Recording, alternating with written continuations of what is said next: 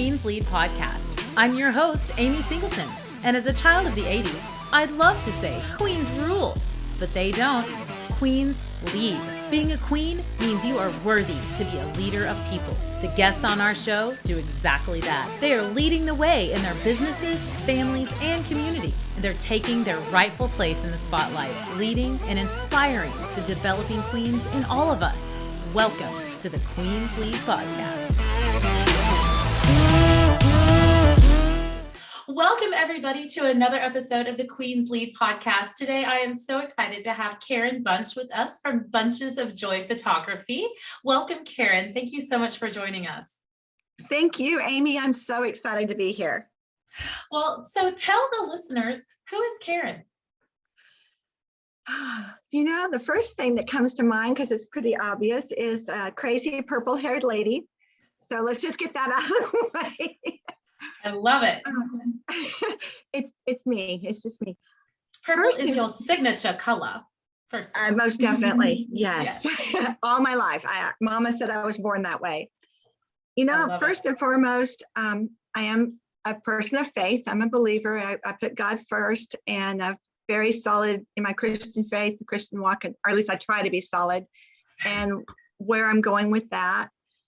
Second would be wife of the most awesome man, in my opinion, Mike Bunch.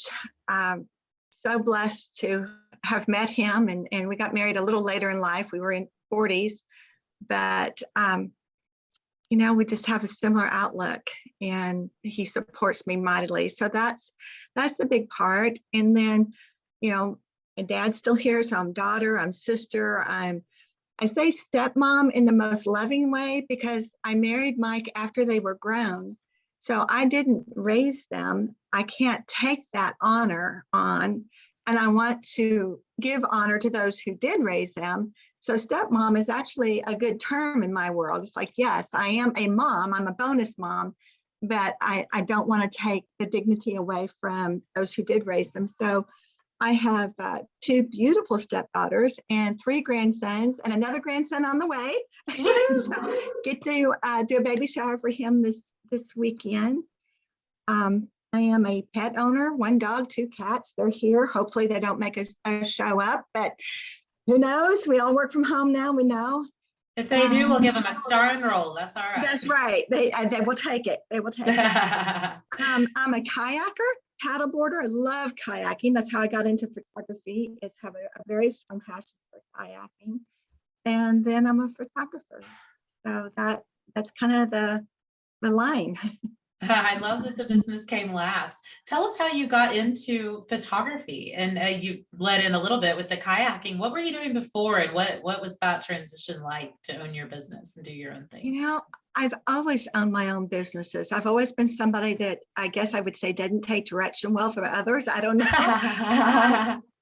I've always had this desire to be in control of my own time. So I've sold real estate. I've sold Mary Kay. I worked with a Bible study fellowship, which was not a paid position, but that was kind of the one that I was in when I went into photography. I had my first camera when I was 10, and I didn't realize at that time what was going to happen, because I was following my dad and my aunt and uncle and cousin and taking pictures. And this was at Yellowstone, and this was back in the day when you got a roll of 10 pictures on your film, and that was for the year. So, you know, you took the 10 pictures on vacation, and that was it. And then I've had cameras at different times in my life, but it was through kayaking. We had a little point and shoot, waterproof and Olympus tough, and it certainly was. It fit the bill. My GoPro died on the river, but the Olympus tough made it through that experience. And I was taking pictures, and of course, all this scenery in front of me. But what was also in front of me was my dog, Shadow. And so he rode at that time on the front of that kayak. We have a different kayak now, and he rides behind me. But at that time, he was riding in front of me. And so every picture that I took had Shadow's butt in it. All this beautiful scenery and Shadow's butt, yes. I love it. I am known for pictures of my dog's butts. So this started a whole Facebook following of people wanting to see Shadow's butt on the kayak. I'm like, okay. So Yes. I'm doing that. And then we were kayaking down at Broken Bow here in Oklahoma. And I got this picture of this glorious gray brown thumb that's actually a river otter. I know it's a river otter, but my camera could not pick up that it's a river otter. So that's when I looked at my husband's like, I need a big girl camera. I just There flat you out go. need a big girl camera. Well, you need something that I can get that river otter with. And I'm still waiting for that. I have not got the river otter yet, but it's going to happen. You know, staying in faith, it's going to happen. So got my big girl camera and taking it out on the kayak, which, you know, you can debate the wisdom of that, but I still do it. So, and I'm shooting pictures and still putting them up on Facebook, Shadows Bet and all this. And my baby sister comes home one weekend from Colorado Springs, brings my niece, and she says, you're redoing your niece's senior portraits. Now, mind you, at that moment, I had never pointed a camera at a person. I mean, I've always done nature shots. That was, you know, just so. And I will defend the photographer that took her portraits back in Colorado Springs because they were beautiful. All dressed up, the hat, the little, you know, heel pump. You all watched Princess Diaries. You know what I'm talking about, the little heel. Oh, pump. yeah. Okay, beautiful pictures. And my niece is gorgeous. And she was studying to be a park ranger. Now she's studying to be a civil engineer, kind of similar. But anyway, it's like, this was just not her. And so I had her put on her favorite blue jeans and her favorite sweater, which of course was lavender. She's smart. No. And I threw her down in a pile of leaves. Thankfully, it was fall, and took her portrait, and that started the business.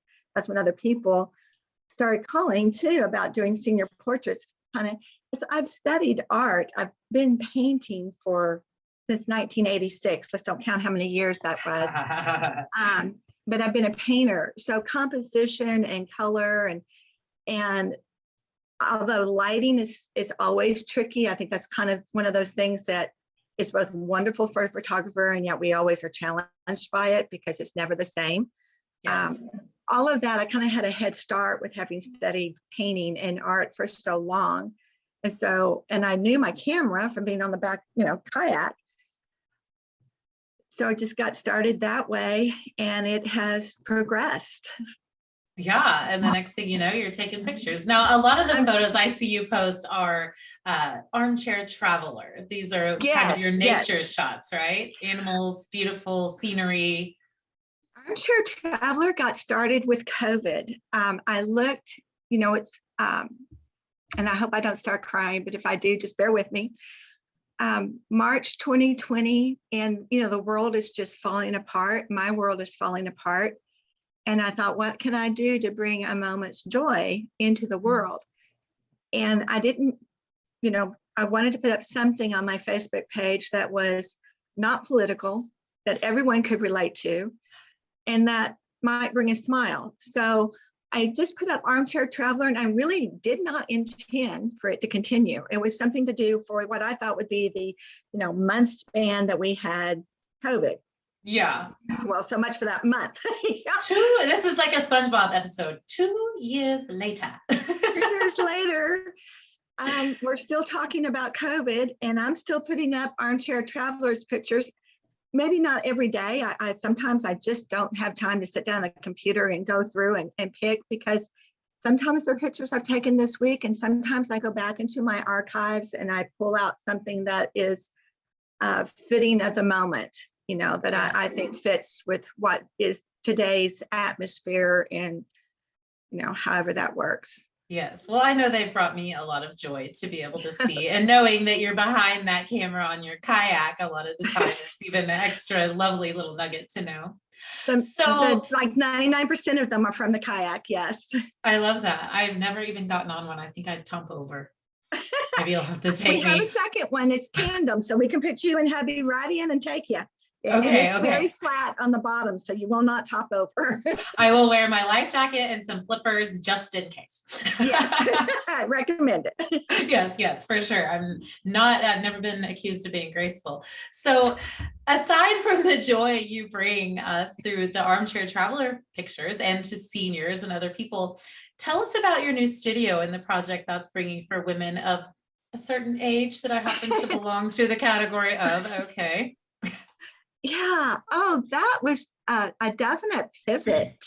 I've always loved working with women. You know, I said I used to sell Mary Kay, and I've always worked with women, loved showing women how beautiful they are. I think that's just, we're all created in God's image, and I think every woman is beautiful.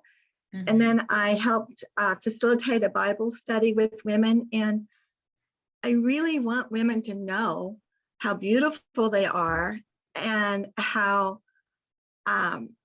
important they are to their family. So when I can bring them into the studio, and I've chose, the campaign is 40 women over the age of 40. And then at the end, I will do a gala of some sort. I don't know where God's going to go with that. That's going to surprise me too, but there's a plan in here somewhere. I hope he lets me know. The plan is for women over the age of 40 to come into the studio and have their pictures taken and to be a part of this project. Is that right? Yes. Okay. Yes, because women over 40 have a story. I mean, they're all survivors. They don't make it to 40 without having some sort of a survivor story. I know that's right. Share. I mean, I have mine, you have yours, you know, that's just common.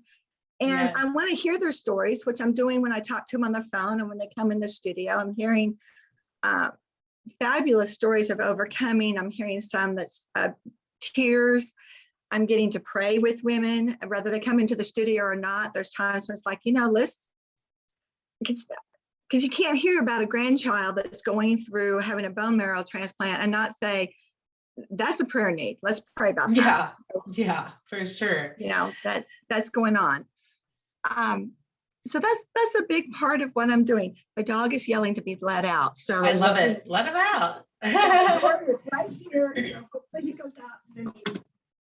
The door is purple too. Yes. I love it. It's my world. It's purple. So what's the plan with that? How are women applying to be one of the 40 or? Yeah. Yes. I have Facebook posts. I put them up and women fill out a form, and then I call whoever I can and I find out their story and have them come in. And then I have a hair and makeup artist. Her name's Melissa Stone, and she's awesome.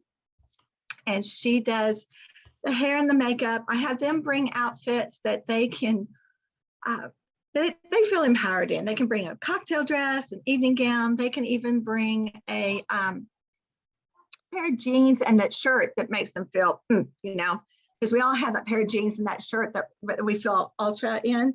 Yeah. So I have them bring that. Heels, but I do a lot of the portraits barefoot. And then we just try to fill their cup. I mean, Melissa pampers them while she does their hair and makeup. And then I have dresses they can try on if something, well, I have bought dresses that fit my backgrounds. So I have dresses that will match and pop and all that kind of stuff, make things work a little better. So that's a good thing there. But I also find a lot of times they put on their outfit and you see the difference. You see them go from to yes. And I love that. Yes. And snap. Yes. I had one who brought in her husband because I said, that's fine. You know, we can do pictures with hubby too. And I got to watch him go from most definitely I'm not sure I want to smile at you to my wife is here, and he just melted. I mean, she was looking gorgeous, and we, had her laying down on a chase, and it wasn't one of the pictures I used because the lighting, I couldn't get both of them. He's yelling again. But it just was so neat to see him change and see how much he loved his wife, and he loved her having this experience of being beautiful, and feeling beautiful and being filled up with her own beauty and joy and who she is. And when you fill a woman up, she's going to give to the rest of her world. They're not just affecting her, it's the rest of the world you're touching. Yes. When her confidence increases, then he's able to see her in that light that she really should stand in the first place. Yes. That the light that's there, but sometimes forgotten. Yeah. We forget how beautiful we are and how functional our bodies are and what they do for us, and to look at yourself as that beautiful thing and have the people in your life to see you that way is such a source of joy and a real need for women. It is, and there's a real need because these are being printed on fine art paper, G-clays, and with archival inks, because I want them to be passed down. I'm thinking of the children, as I know with my mom passing right after COVID got started, and this was right as I was starting my photography business, and I took a lot of pictures of mom and dad, and I'm very honored to say that one of those pictures is what's going on the tombstone, is the photo of her and daddy. But when it came time to put up the obituary, looking for a picture of mom, and that sounds morbid, but you realize it's like women are behind the cameras on family vacations. They get pictures of their kids. Their husband gets, pictures taken of him. So many times the person that's not having a portrait done is mom. And so it's like, let's get mom in front of the camera and let her realize that the kids may be too young to appreciate it now, or they may be embarrassed to say it, but I guarantee you, the kids are going to want and cherish those pictures. Oh, 100%. Yes. Yeah. I know for me, I was much bigger when I was pregnant, especially. I was just a large woman. I was nearly 300 pounds. And then being pregnant, I avoided the camera at all costs. I think I might have 2 photos of me pregnant amongst my 2 children altogether. So good luck to them looking for pictures of that. They're not there. So yeah, we hide. Women hide from the camera so often, and it's like, you are beautiful. And I hear people coming back, I'm not photogenic. I'm like, nobody is photogenic with this, because this gives you the biggest nose. I mean, it's just a function of what it is. You're not catching yourself in the best light. So if your picture of what you look like is your selfies, it's not going to be real. No. So let me put you in front of my camera. Let me find the best angles and the way to complement who you are. And I'll show you that photogenic is a function of me, not who the woman is. It's what I do. Yes, and I'm going to make them photogenic. It's interesting you mentioned being pregnant, because I'm doing the campaign 40 over 40. But this weekend when my stepdaughter comes home, I'm so excited. I'm going to get to do her maternity pictures. So this is a whole new facet. I've bought a dress for that. Now she's expecting a little boy in the headband, and her husband's coming. So I'm going to put her in the studio and then probably go out. I mean, Will Rogers Park. Oh my goodness, how lucky are we in Oklahoma City? Will Rogers, the Myriad, Hafer Park up in Edmond. There's so many gorgeous places here to do pictures. And I just checked out the reflecting pool down there, what they skate on in the wintertime, and the summer becomes a reflecting pool. And I'm like, oh my goodness, because that just from all my kayaking pictures and all the reflections on the water, I'm like, I've been looking for getting pictures that I can have people reflecting. And that I'm just like, I'm so excited to try that. I love that. What do you say to these? I'm sure it's in your feed too, and most of our feeds, these companies that are starting to use women with real bodies and stretch marks and big booties and like different psoriasis. Like I suffer from psoriasis. Like there's all these real women that are not the same women that were on 17 magazine and Cosmo magazine when I was growing up. There's some real women being put forth. What do you say to that? I think it's fabulous. And as someone that uses Photoshop, it has its place, but it's to enhance and dare I say, correct if something did go wrong. I mean, I hate dabbled shade. So if you get dabbled shade on your face, I'm going to go in and paint it out. Mm-hmm. But I'm not going to paint out no. I do work with fine lines because the camera smashes them and makes them more apparent. So I will take some of that out. If there's a scar that bothers the lady, I'm going to take it out. But I think as this trend goes on, we're going to see less and less of that. We're going to see people accepting themselves so much more and realizing that scars are actually beautiful. There is a beauty in the survival that is shown by a scar, or the service that is shown by a scar. Because I know I've got a scar on the back of my leg. My my neighbor at that point was unable to open the door. She was unable to walk. I knew that that weekend there was no food for the kids. So I'd gone to a food bank and picked up food, was taking it in the door for her, and her dog bit me. Okay, I don't think that's a scar to be embarrassed about. That's the scar to wear with a little bit of pride. It's like, no, I was trying to help. Yeah. And I think there's a lot of women with scars or stretch marks from having a baby. That's a trophy. It's not something to be embarrassed about. Yeah, no kidding. I'm proud of those at this point in my Yeah. life. But aside from the physical scars that we carry, what about the emotional scars? What have you experienced that you've been able to overcome and turn around to use in your life? Of course, I've been divorced. I mentioned Mike and I got married later in life, and I went through one of those unexpected. Everybody was like, "Oh my gosh, you guys never fought. You never did." And it was an unexpected divorce. He became very violent, and I've been able to tell women that that's not the end. I thought it was at the time. I really did. It was 2000, and I thought it was going to be my end. And I collapsed. And my sister and a best friend got me back up on my feet. My parents came and got me. Praise God for family. And it took a long time to fight back. I did go through counseling, and I can say that with pride because I took care of myself in that way. And I think that's how we should look at counseling and other ways that people take care of their mental health. Is it's no different than taking medicine for being diabetic or taking medicine because you have high cholesterol. It's just a fact of many people's lives. So I'm able to say, the best is still yet to come. Yes. You will discover who you are.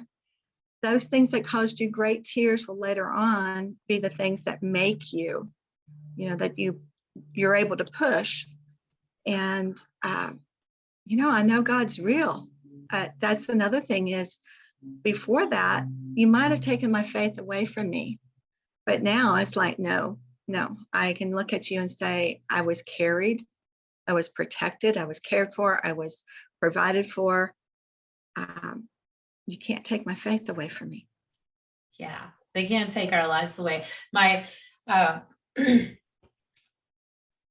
thank you for sharing that. I think it's becoming more and more apparent to me all the time how important it is to share these stories of overcoming, because no one ever thought in a million years that me and my trial husband would be divorced either.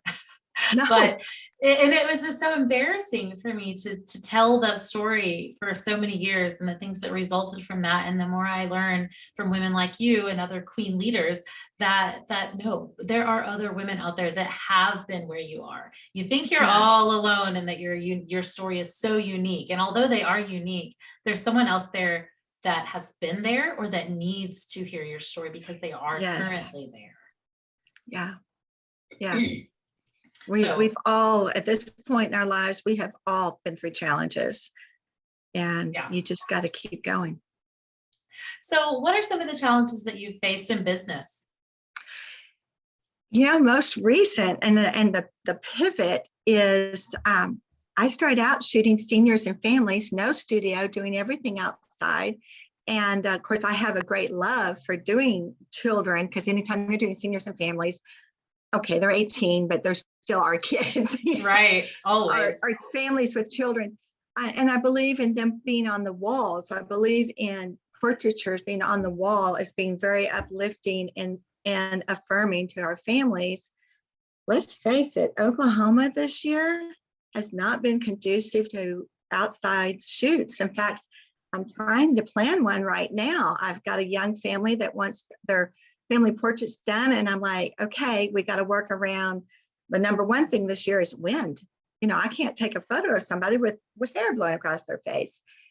And I had never thought that I wanted a studio. Why would I want that financial responsibility when God created such a gorgeous outdoors? And like I mentioned before, Oklahoma City, we have so many beautiful spots.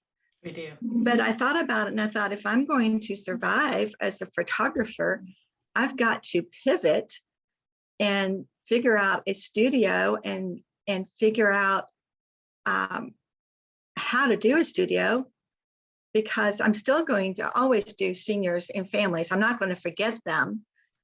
But when this concept of 40 women over 40, and next year I'll do another set, I was like, oh my goodness, because I really love working with women. I mean, that's really, even when you're shooting a family, the woman is the heart of the home. She's the center. She's who everybody turns to.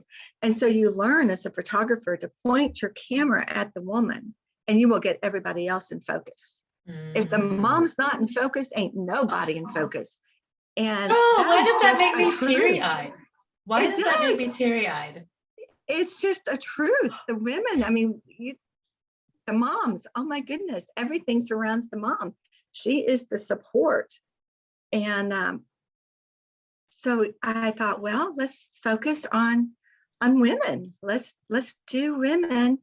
And then as they bring in their families, their seniors, the grandparents, oh my goodness. I mean, what a joy that is when I get to do the grandparents too, because that's family legacy, that's heritage, that's, getting it right on down the line. And it's so fascinating to me when they bring in extra members of the family, because I see relationships, and I get to do two different types of portraits. There's the straight on light, seeing everybody's face portrait that I think of as for the future. This is to keep your memories. This is what you need to pass down. And then there's the portrait that I do today for you, where you and your husband maybe forget that I'm there, and I catch you two looking at each other, or the mom and the son, the mom and the daughter, the kids begging each other. There's those relationship portraits. Yes. And those are very important too. That's where the kids really pick up on, I am a member of this family. I am loved. I am cherished. And what that does for them. And that belongs on the wall, maybe in the bedroom, maybe you have that face on, memory forever future in the living room. That's what goes above the fireplace or behind the couch. But somewhere there's a need for that portrait that shows the family interactions and their relationships and all of that. Yeah. When you bring in those grandparents, you start to get the glue. Yes. Yeah, they're sticky. Tell us about your nonprofit work. I know you're pretty passionate about a couple of nonprofits here locally, one called Beautiful Restorations. We just found Beautiful Restorations. That was amazing. And I do love it. I've got to do some photography work with them. And of course, we go on Thursday nights and we hear a lot of testimonies. But Beautiful Restorations was started by Kayleen and Lisa, two best friends, and Kayleen's husband, Brian. And the purpose is taking in broken women, very broken. My dog's broken right now because the cat's messing with me. Broken women, and building them up. Teaching them what the Bible says about them, teaching them the truth, teaching them what their authority and their power is, and healing that brokenness. And of course, as I said, the woman is the center. So when you heal the woman, you're going to start healing the family. It goes on, because they've also started working more for children and with the men. There's been more going on.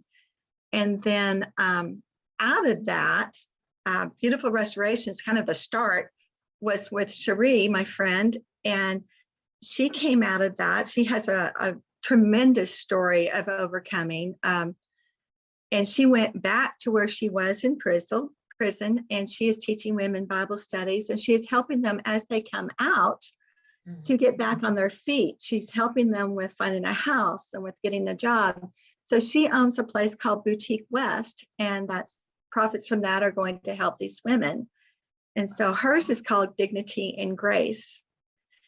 And I'll be honest, that's kind of where this whole 40 over 40, we're doing a gala at the end. I don't know how it's going to work out, but I'm hoping that in some way it will benefit one or both of those two nonprofits. That's what I'm working for, is helping women, because we're all broken. We're all addicts. We're just made to be addicted to God instead of something else. So is Beautiful Restorations and Dignity and Grace, do they serve women who have been imprisoned, or is that just one population that they serve? Just one population. Just Dignity and Grace is mostly about women in prison. That's where she's going in, but she also does, I believe it's called the Yellow Cup suppers, where women come into her home and she works with them. And I don't think the requirement of, having been in prison is there.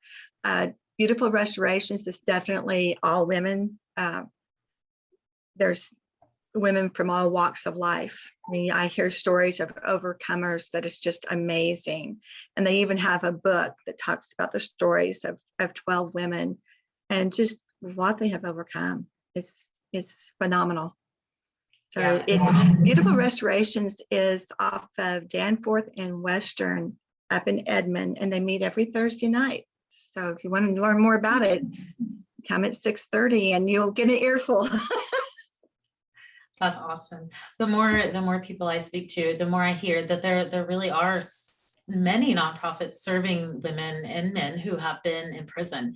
And because so many times it's just such a broken system, the way they got there, the way they are treated while they're there, what happens afterward. It's a punitive system and not a system designed to help. Well, the idea I think Cherie has is if we can help them as they're coming out, keep them from going back in. Because so often I look at it and it's like, what would I have done in their situation? Would I have been any different? Because you mess with my family, or if my family's hungry, I'm gonna do whatever it takes. That I think is women. I think that's what makes us women, is that we have a foundation of family being so ultra important and doing anything for them, and they'll risk anything. So take them and give them a firm foundation to walk on, and you're going to help them out. You're going to help out the kids. Mm-hmm. Yeah. It takes all of us. It takes a village, not just to raise the kids, but to support the adults around us. And yes, yeah. The system was not alone. No. For sure. Well, that's a beautiful story. And I can't wait to be involved with the gala. Any excuse to put on a ball gown, I'm there. So yes, okay. Please and come in and have portraits made. Yeah, I don't know if you're 40 yet, but come in. I'm fully 41 in September. So yes, but been feeling every minute of it. But you know what? Never felt better, never felt more healthy, never felt more inspired and willing to jump in and tell my story and be vulnerable and help others. And I think it's a beautiful age. I wouldn't trade it for anything. And you said something earlier that I'm seeing, because I believe I caught a story of weight loss in here somewhere and getting healthy, which is what I really want to emphasize, is getting healthy. And those women, that have gone through that just recently, and they have come out with, they are suddenly their new selves, the person they always were, but they were kind of buried in. They have a body confidence and are willing to pose and have fun in front of the camera and really celebrate themselves, which is what this all is about. That I'm like, yes, I know of a health coach named Darla, and she was just incredible fun. And I'm just like, oh my goodness, I would recommend her or other health coaches anytime, because I see, the camera, they say the camera doesn't lie. It doesn't, because we're staring at you through this little bitty thing and we're looking for the nuances that makes the person real, makes them who they are. I'm trying to capture that. And when they're so free because they're so comfortable with who they are, that's a testimony right there to the system and to what works. So, yeah. Well, what else would you like the world to know about Karen or Bunches of Photography? Bunches of Joy Photography. Bunches of Joy Photography. Oh golly, that's an in-depth question, and I'm trying to think about it. Bunches of Joy, I really am about bringing joy to people through the photography, and I have a mentor that says the idea of healing the world through photography. As I've mentioned it being on the walls. Your kids aren't on your cell phone. And so when all these pictures, they're digitals and they're on your phone, the kids aren't seeing themselves. They aren't seeing this confirmation of family relationships and love and all of that. And when I was a little bitty girl, I remember going to Nana's house, and I would stand on the fireplace and look at the mantle, which was just picture after picture after picture after picture. Yes. And I would ask her every single time, I'm sure she got tired of it, but she never let on. Who's this? Who's that? And so it's pictures of my aunts when they were little. And of course, one aunt had passed, and I heard those stories over and over and over again. And that just brought value to me as a person. It gave me a legacy, a heritage, if you will. It brought value to family. It brought value to life. And that's a little bit of what myself, and I know several other photographers, were saying no to the digitals. And the reason is the digitals aren't bringing family value. You value what you put on your wall. And that's a message that I'm trying to make clear when I work with people is I'm producing wall art. I'm making something, or a book. I'm doing that. And then the other facet of Bunches of Joy, I mentioned I painted earlier. I've learned this fantastic thing called painting in Photoshop, where I can take that picture that's on your cell phone, where you've caught your child and that facial expression is exactly what you want, or your pet, or maybe you've got a picture of grandma who's passed and the background is messed up and it's not what you want as wall art, but you want it as wall art. I can now take that picture, put it in Photoshop, and every stroke is hand done with paintbrushes. If you sit there and you watch me, I'm holding a pen on a Wacom tablet and you're watching a paintbrush go across the computer screen. And I've got probably 100 different paintbrushes. And I'm painting that picture in the computer and of course printed on canvas cheat clay. That's another way that I can help families get their pictures onto their wall as wall art. And that's precious too. And a big part of that is bereavement paintings. I find that most people are asking, they've lost grandma, they've lost the dog, they've lost, unfortunately, the child. And you're trying to create, and I can take out, if somebody's wearing oxygen, I can take that out so that you have this memory, and you paint light, you paint it very light, very, very much bringing joy. And that's my bottom line. I said Bunches of Joy because that's what I want to bring to people. Yes, I remember so vividly being a kid and going to family members' homes who had stairs. And on that staircase was the collage of pictures of everybody's graduation photo, everybody's wedding photo. Sometimes it was the 6th grade photo. My mother, still to this day, my mother's one of 5 children, and my grandmother created from a bunch of pictures because like you said, we used to print them, and she created these huge collages for each one of her children before she passed. And it's still hanging on the wall in my mom's house. And there are photos of me as a child, and it sparks memories, it sparks conversations. I tell my new husband, I'll say new, not my second husband, about them. And it tells a story of our family. And I do think we have really lost that, putting our pictures on the wall to look at and to spark conversation. That's good. That's good stuff. We need it. I love that. I love that. Well, so tell our listeners how they find you. How do we do business with you? How do we become one of the 40 women? Or if we have other photography needs, how do we get in touch with you? Bunchesofjoyphotography.com. You can message me through my website, my phone number, and I only have one phone. So you're going to get me. Whether you email, you text, you call, you're going to get me. So that's the easiest way, is just go onto my website. Like I said, bunchesofjoyphotography.com, and I'm there. And then if they see one of my Facebook posts come up, just comment. I do have a Bunches of Joy Facebook page they can go on, and I'm creating a Facebook group for these ladies because I want people who have done it, and I want people who are thinking about it so they get their questions answered. Yes, that's great. Well, you heard it here, folks. Follow Karen Bunch at bunchesofjoy.com and on her Facebook page, Bunches of Joy Photography. Thank you so much for joining us today, Karen, and thank you for being a queen that leads. Thank you for doing this, Amy. This is awesome.